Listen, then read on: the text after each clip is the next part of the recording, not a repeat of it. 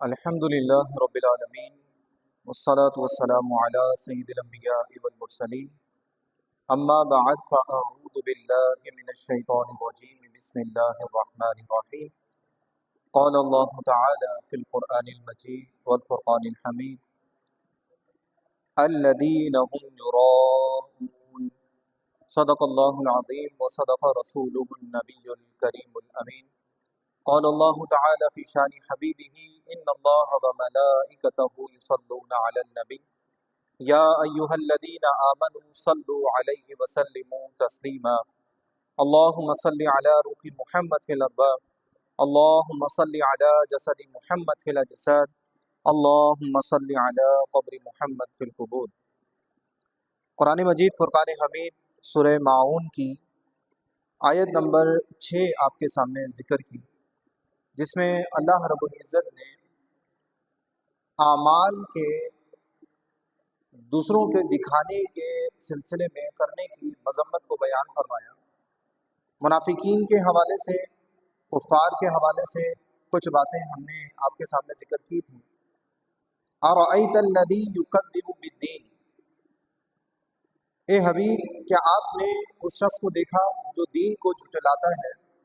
فذلک الذی یدع الیتیم، اور یہ ایسا شخص ہے جو یتیم کو دھتکارتا ہے۔ ولا یحض علی طعام المسکین، اور وہ مسکین کو کھلانے کی ترغیب نہیں دیتا۔ فویل للمصلین الذین هم عن صلاتهم ساہون، اور تباہی ہے، خرابی ہے ان نمازیوں کے لیے جو اپنی نمازوں سے غافل ہیں۔ الذین هم یراءون، اور دکھاوا کرتے ہیں۔ تو پچھلا جمعۃ المبارک آیت نمبر 4 اور 5 آپ کے سامنے بیان کی، جس میں نمازیوں کی، غفلت والے نمازیوں کی، جو نماز سے غافل ہیں، ان لوگوں کی مذمت کا ذکر کیا۔ نماز کی افادیت، نماز کی اہمیت قرآن مجید فرقان حمید سے ہی مختلف مقامات سے آپ کے سامنے ذکر کی کہ نماز ہر عاقل بالغ مسلمان مرد و عورت پر فرض ہے۔ نماز کی ادائیگی ہر حال میں ضروری ہے۔ نماز پڑھنے والے کے لیے بے شمار انعامات ہیں، اور جو نماز نہ پڑھے، یہاں تک کہ جو نماز سے غافل ہے، اس کے لیے بھی دردناک عذاب ہے۔ جو نمازیں قضا کرتے ہیں ان کے لیے سخت وعیدات قرآن و حدیث میں موجود ہیں، اور پچھلا جمعۃ المبارک ان وعیدات کا ذکر بھی کیا۔ قرآن نماز چھوڑ دینے کے سلسلے میں بہت سخت وعید بیان کرتا ہے۔ اس لیے ہم مسلمانوں پر لازم ہے کہ ہم خشوع و خضوع کے ساتھ، قلبی راحت و سکون کے ساتھ، انتہائی عاجزی اور انکساری کے ساتھ، دل جمعی کے ساتھ اپنے رب کے حضور کھڑے ہوں، نماز پڑھیں، اللہ رب العزت کی عبادت کو بجا لائیں، اور اس کے جو فوائد ہیں وہ اپنے ذمے کریں۔ اللہ رب العزت انشاءاللہ اس کے بے شمار فوائد اور بہت ہی زیادہ اجر و ثواب عطا فرمائے گا۔ اولاً شیطان یہ چاہتا ہے کہ انسان اللہ رب العزت کی اطاعت نہ کرے۔ اللہ رب العزت نے حکم ارشاد فرمایا، یا ایھا الذین آمنوا اطیعوا اللہ واطیعوا الرسول واولی الامر منکم، اے ایمان والو اللہ رب العزت کی اطاعت کرو، رسول کی اطاعت کرو، اور جو تم میں حکم والے ہیں، جو مجتہدین ہیں، جو علماء اسلام ہیں، ان کی اطاعت کرو۔ اللہ رب العزت کی اطاعت، رسول اللہ صلی اللہ علیہ وسلم کی اطاعت اور علماء دین کی اطاعت، یہ شریعت کو مطلوب و مقصود ہے۔ اولاً شیطان کوشش کرتا ہے کہ انسان کو اطاعت کی طرف، فرما برداری کی طرف، عمل کی طرف آنے ہی نہ دے، اور آپ دیکھتے ہیں کفار عمل کی طرف نہیں آتے۔ مسلمان بہت بڑی تعداد ہے جو اللہ رب العزت کی اطاعت سے غافل ہیں، یہاں تک کہ اہم ترین فرض نماز سے بھی غافل ہیں کہ وہ نماز میں بھی وقت پر نہیں آتے یا پڑھتے ہی نہیں۔ تو یہ ہماری ذمہ داری ہے کہ ہم شیطان کی تمام تر چالوں کو ختم کرتے ہوئے اللہ رب العزت کی اطاعت کے ساتھ اپنی زندگی کو بسر کریں۔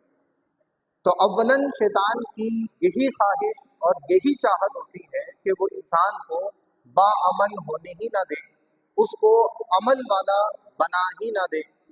اللہ رب العزت نے انسان کے خسارے سے نکلنے کے لیے ایمان اور اعمال صالحہ کا ذکر کیا، تو وہ اعمال صالحہ سرے سے کرنے ہی نہیں دیتا۔ لیکن کچھ مسلمان ایسے ہیں جو اللہ رب العزت کے فضل و احسان سے، اللہ رب العزت کی دی ہوئی طاقت سے وہ اعمال حسنہ کرنے میں کامیاب ہو جاتے ہیں۔ جب انسان شیطان کو پیچھے ڈھکیلتے ہوئے، اس کی شرارتوں کو کچلتے ہوئے اور اس کی تمام تر سازشوں کو ناکام بناتے ہوئے عمل کرنے میں کامیاب ہو جاتا ہے، تو وہ شیطان پھر بھی باز نہیں آتا۔ وہ چاہتا ہے کہ یہ عمل نہ کرے، لیکن اگر عمل کر لیتا ہے تو پھر وہ یہ چاہتا ہے کہ عمل سے پہلے ہی اس کی نیت میں خرابی پیدا کر دے۔ انسان عبادت اللہ تعالیٰ کے لیے کرتا ہے، نیک اعمال اللہ تعالیٰ کے لیے کرتا ہے، لیکن شیطان یہ چاہتا ہے کہ وہ اللہ رب العزت کی رضا کے ساتھ ساتھ لوگوں میں سے کسی کی رضا کو بھی شامل کر لے، کسی اور کو دکھانے کے لیے وہ اپنا عمل کرے، اس کے ذہن کو، اس کی سوچ و فکر کو، اس کی نیت کو متاثر کرنے کی کوشش کرتا ہے، اور کبھی تو وہ عمل سے پہلے ہی نیتوں کو بدلنے میں کامیاب ہو جاتا ہے۔ انسان نماز پڑھ رہا ہے، نماز پڑھتے پڑھتے یا نماز سے پہلے ہی اس کو یہ سوچ و فکر پیدا ہوئی کہ لوگ بولیں گے یار یہ واہ کتنا اچھا نمازی ہے، یہ بڑا باعمل مسلمان ہے، یہ بڑا عبادت گزار ہے، وہ تہجد پڑھتا ہے۔ اس کے پیش نظر یہ ہوتا ہے کہ اگر میں تہجد میں اٹھتا ہوں تو لوگوں پر اس کا اظہار کر سکوں گا، گھر والے میرے لیے اچھا تاثر رکھیں گے، بڑا نیک بچہ ہے، تہجد بھی پڑھتا ہے، فجر بھی پڑھتا ہے، ساری نمازیں پڑھتا ہے۔ تو کبھی وہ عمل سے پہلے ہی نیت کو خراب کر دیتا ہے، اور کبھی درمیانے عمل نیت میں فساد پیدا کر دیتا ہے۔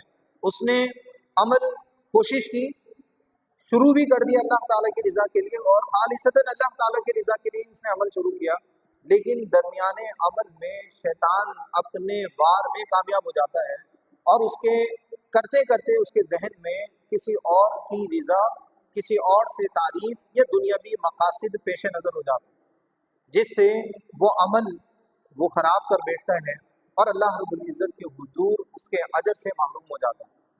اور کبھی عمل کو مکمل کرنے کے بعد ایسا معاملہ پیدا ہو جاتا ہے کہ وہ اس عمل کو لوگوں پر ظاہر کر دیتا ہے، احسان جتا دیتا ہے، تکلیف پہنچا دیتا ہے۔ جس عمل کو اس نے اللہ تعالیٰ کے لیے شروع کیا تھا اور پایہ تکمیل تک پہنچایا، لیکن آخر میں اس نے اپنے عمل کو اللہ رب العزت کے ساتھ ساتھ کسی اور کے لیے بھی شامل کر لیا، جس سے اللہ رب العزت کے حضور وہ اجر کا مستحق نہیں ہوگا، وہ اللہ رب العزت کے حضور انعامات کا حقدار نہیں ٹھہرے گا۔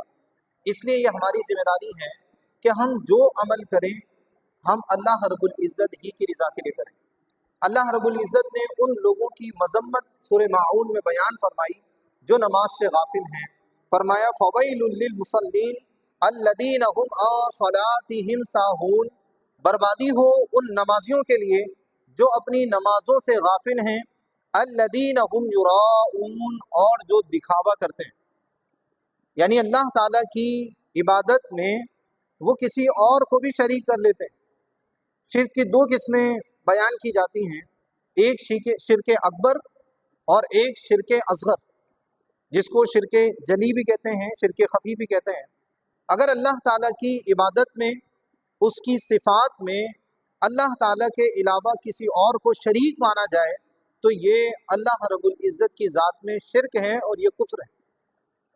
اگر اللہ تعالیٰ کی صفات میں کسی کو شریک مان لیا جائے تو یہ اللہ تعالیٰ کی صفات میں شرک ہے اور یہ کفر ہے۔ اسے شرک جلی کہتے ہیں کہ اللہ تعالیٰ کی ذات میں یا اس کی صفات میں کسی کو شریک مان لیا جائے۔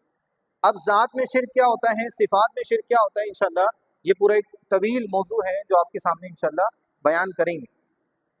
دوسرا شرک ہے جسے شرک خفی کہتے ہیں، شرک اصغر کہتے ہیں، اور شرک اصغر یہ کہ انسان عمل اللہ کے لیے کرتا ہے لیکن اس میں کسی دوسرے کو بھی شریک کر لیتا ہے، تو گویا کہ اس نے عمل میں اللہ تعالیٰ کے ساتھ کسی دوسرے کو شریک کر لیا، اسے شرک اصغر کہتے ہیں، اسے شرک خفی کہتے ہیں۔ اگرچہ یہ کفر نہیں ہے، لیکن یہ سخت حرام ہے۔ اس کی بہت ساری وعیدیں قرآن و حدیث میں بیان کی گئی ہیں۔ شرک خفی، ریاکاری کا ایک بڑا نقصان یہ ہوتا ہے کہ انسان کو اس کے عمل کا کوئی فائدہ نہیں ملتا، انسان اس عمل سے محروم ہو جاتا ہے، اس کو کسی قسم کا اللہ رب العزت کے حضور سے بدلہ نہیں ملتا۔ پھر دوسرا، شرک خفی، ریاکاری، یہ اتنا بڑا گناہ ہے، روایات میں آتا ہے کہ جہنم بھی ریاکار شخص سے پناہ مانگتا ہے، یہ اتنا سخت عمل ہے۔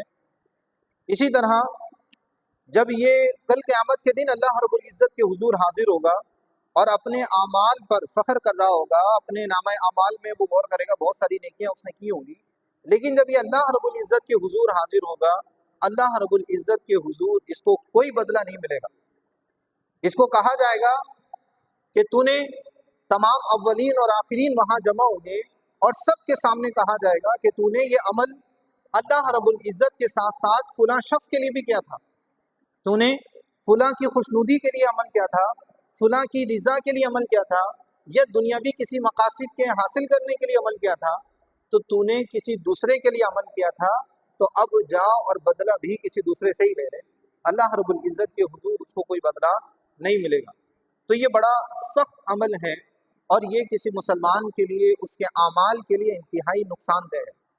تو اولاً عمل کرنے کی کوشش کریں، جب ہم عمل کرنے میں کامیاب ہو جائیں تو اس عمل کو اس انداز میں خوبصورت اور مزین بنائیں کہ کل قیامت کے دن اللہ رب العزت سے اس کا اجر اور اس کا ثواب ہمارے حقدار ہو، اس کا ثواب ہمیں وہاں پر دستیاب ہو، ہمیں ملے، اللہ رب العزت کی رضا بھی ملے، اس کی خوشنودی بھی ہمیں حاصل ہو۔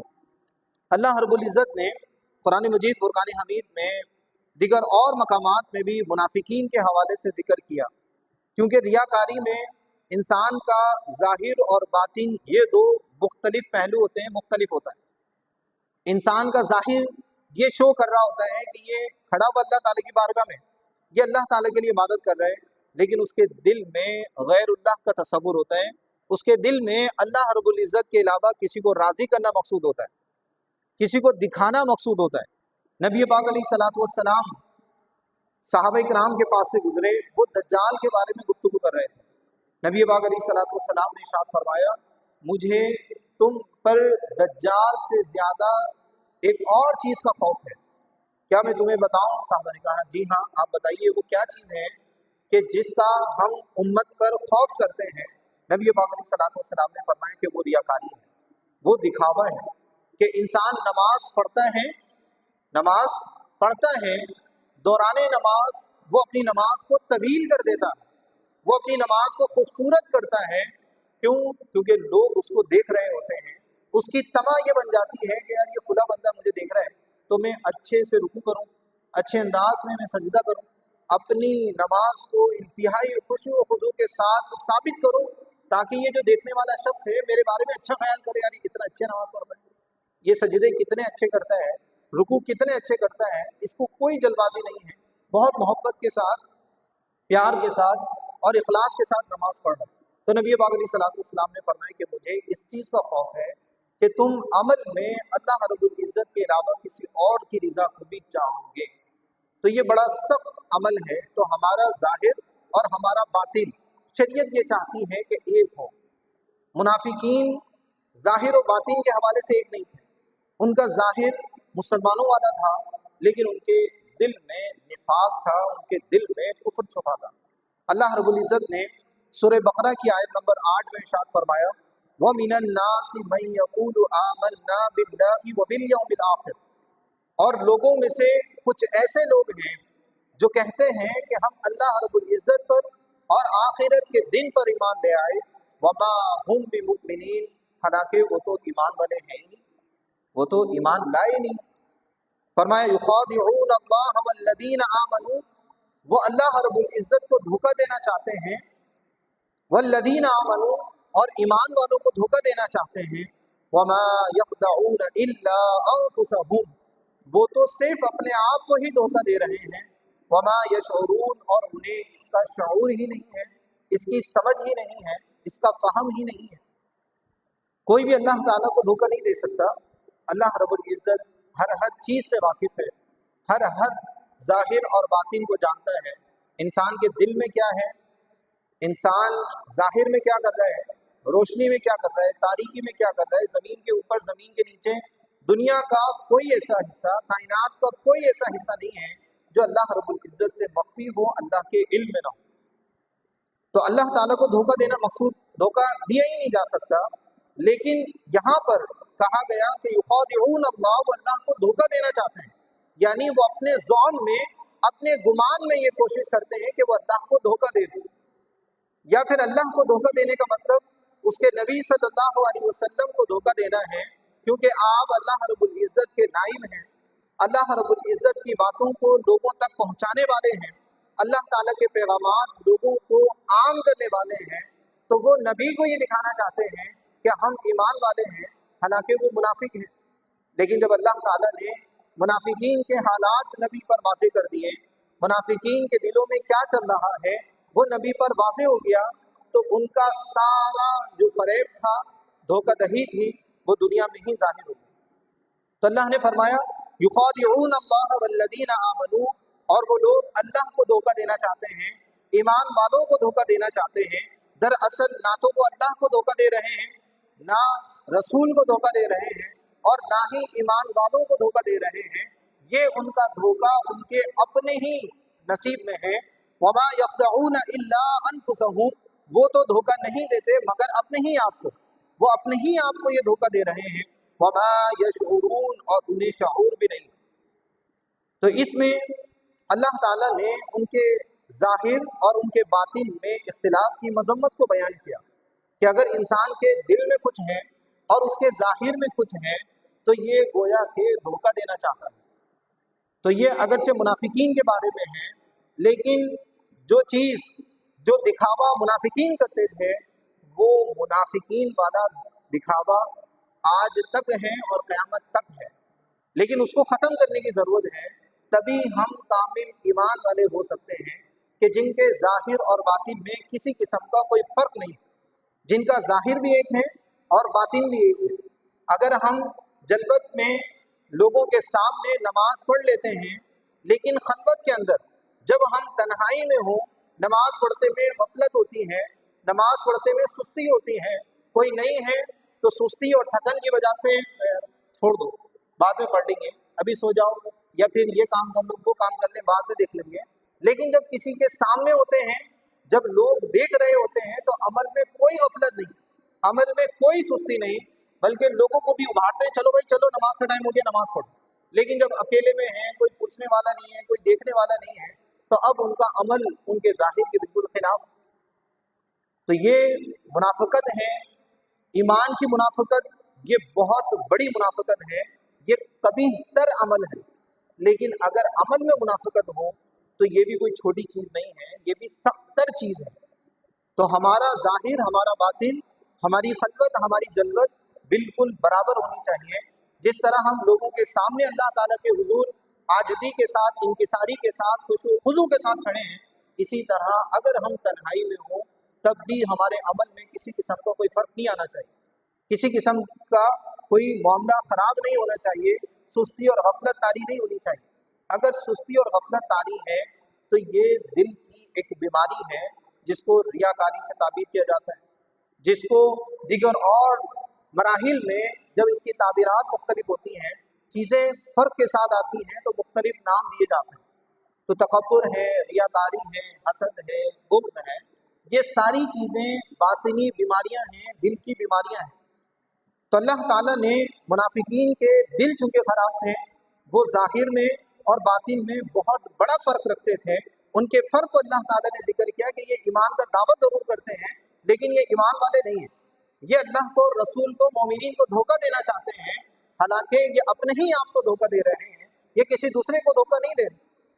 फ़ी कुलूबिहिम मरदुन, इनके कुलूब में मरज़ है, इनके दिल खराब हैं, इनके दिल में बीमारी है। और वो बीमारी क्या है? वो नबी पाक अलैहिस्सलातु वस्सलाम का बुग़्ज़ दिल में रखते हैं, वो हुजूर से दुश्मनी रखते हैं, और हुजूर से इस दुश्मनी की वजह से वो नबी पाक अलैहिस्सलातु वस्सलाम पर ईमान नहीं लाते। लेकिन अल्लाह ताला को इनकी कोई परवाह नहीं है। फी कुलूबिहिम मरद, इनके कुलूब में मरज है, ये बीमार दिल के मालिक हैं। फज़ादहुमुल्लाहु मरदा, अल्लाह ताला इनके मरज को और बढ़ा देगा। अल्लाह ने इनके मरज को और बढ़ा दिया। ये चाहते थे कि इस्लाम को नुकसान पहुँचे, नबी को नुकसान पहुँचे, मुसलमानों को नुकसान पहुँचे, और ये खुफिया तौर पर मुसलमानों में रह कर इस्लाम को नुकसान पहुँचाना चाहते थे। लेकिन अल्लाह ताला ने अहकामात की ज़्यादती कर कर, कुरान की तकमील कर कर, इस्लाम को अरब पर गलबा देकर और रोए ज़मीन के बड़े हिस्से पर गलबा देकर अल्लाह ताला ने इनके इस मरज़ को बढ़ाया ही है। ये मरज़ कम नहीं हुआ। या इनके मरज़ के बढ़ने का माना यह है कि इनके दिलों पर अल्लाह ताला ने ऐसी मोहर कर दी कि ये हमेशा मुनाफिक ही रहे, हमेशा काफिर ही रहे, ईमान इनके मुकद्दर में हुआ ही नहीं। फ़ज़ादहुमुल्लाहु मरदा वलहुम अज़ाबुन अलीम, और इनके लिए दर्दनाक अजाब है। बिमा कानू यकदिबून, अब ये अजाब क्यों है? क्योंकि ये झूठ बोलते थे। इनके झूठ के सबब अल्लाह ताला ने इन्हें अजाब दिया है कि ये दिल में कुफर रखते थे, लेकिन जाहिर में कहते थे कि हम मोमिन हैं, हम मुसलमान हैं, हम ईमान वाले हैं। लेकिन अल्लाह ताला ने इनके इस झूठ के सबब इनको सख्त गिरफ्त में लिया, दुनिया में भी गिरफ्त में लिया और आखिरत में भी इनके लिए इंतहाई दर्दनाक अजाब है। तो झूठ इंतहाई ख़तरनाक एक अमल है, इंतहाई ख़तरनाक एक काम है। झूठा शख्स कभी भी फलाह नहीं पा सकता, दुनिया में भी जलील होगा और आखिरत में भी जलील होगा। नबी पाक अलैहिस्सलातु वस्सलाम ने सच्चाई की जानिब राग़िब करते हुए, माइल करते हुए और झूठ की नफरत लोगों के दिलों में डालते हुए आपने फरमाया कि सच्चाई को मजबूती से थाम लो, सच बोलो, क्योंकि सच्चाई ये नेकी है और नेकी के लिए नेकी की तरफ ले जाती है, और नेकी जन्नत का रास्ता है, नेकी जन्नत का रास्ता है। और झूठ से बचो, क्योंकि झूठ गुनाह की तरफ ले जाता है और गुनाह ये जहन्नम का रास्ता है, गुनाह जहन्नम का रास्ता है। तो सच्चाई ये इंतहाई अहम तरीन अमल है और ये इस्लाम की इंतहाई प्यारी खूबसूरती है। अल्लाह रब्बुल इज़्ज़त ने, नबी पाक अलैहिस्सलातु वस्सलाम ने, हमारी शरीयत की यही तालीम है कि किसी मुसलमान की ज़बान पर झूठ नहीं होना चाहिए। अगर उसकी ज़बान पर झूठ है तो उसमें भी वही दो चीज़ें हैं कि उसके अंदर कुछ है और बाहर कुछ है। उसका ज़ाहिर और उसका बाहिर ये दो मुख्तलिफ चीज़ें हैं, मुख्तलिफ मामलात हैं। इसलिए हमें कोशिश करनी है कि हम जब भी बात करें सच्ची बात करें, ताकि जो हमारे दिल में है वही ज़ाहिर में आए, वही सामने आए।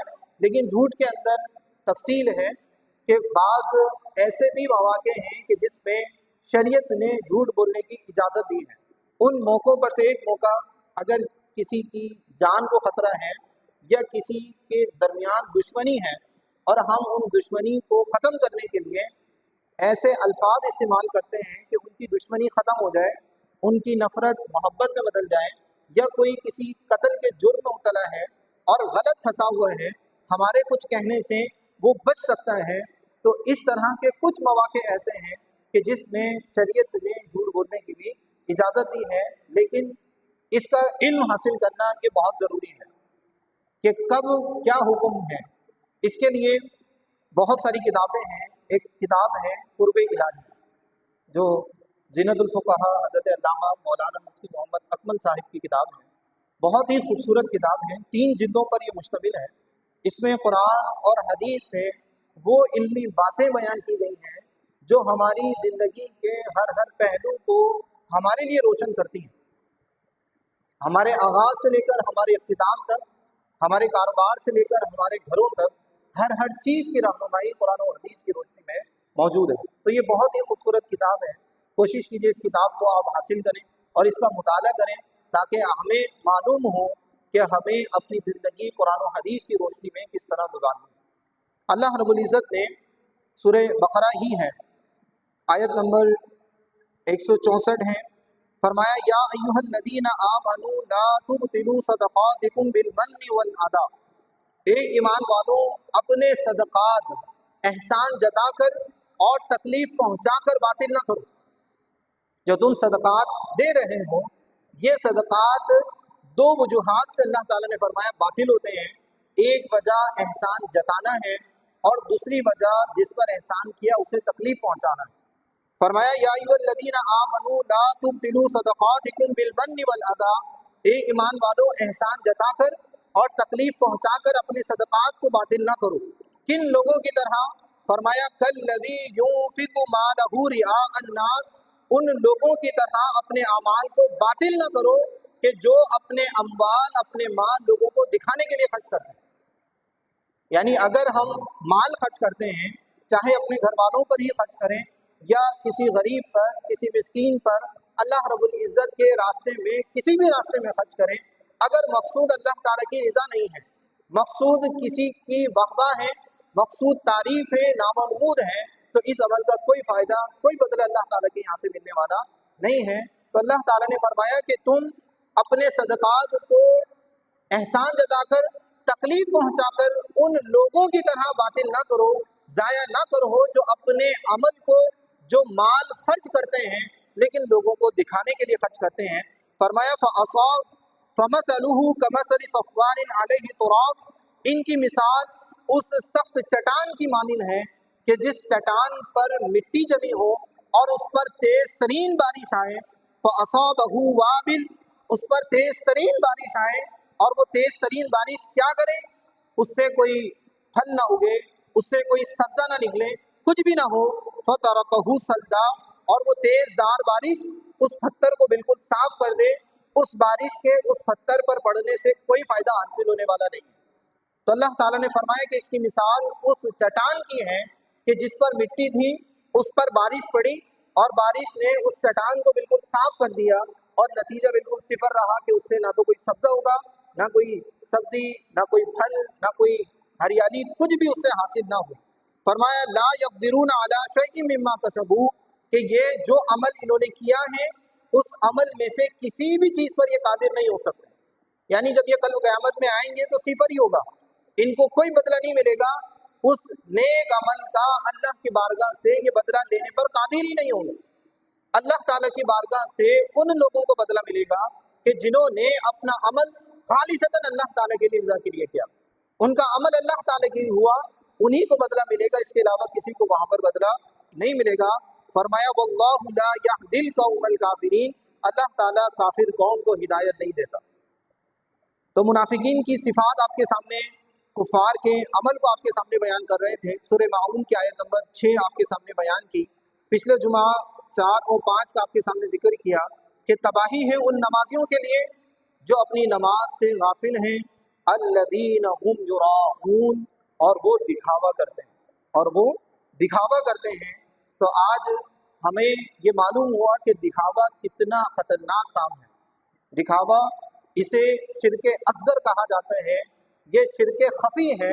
अल्लाह ताला के साथ अपने अमल में किसी को शरीक ठहराना है, और ये ऐसा नहीं है कि कोई रोक सकता हो, रोकना मुमकिन है लेकिन आसान नहीं है।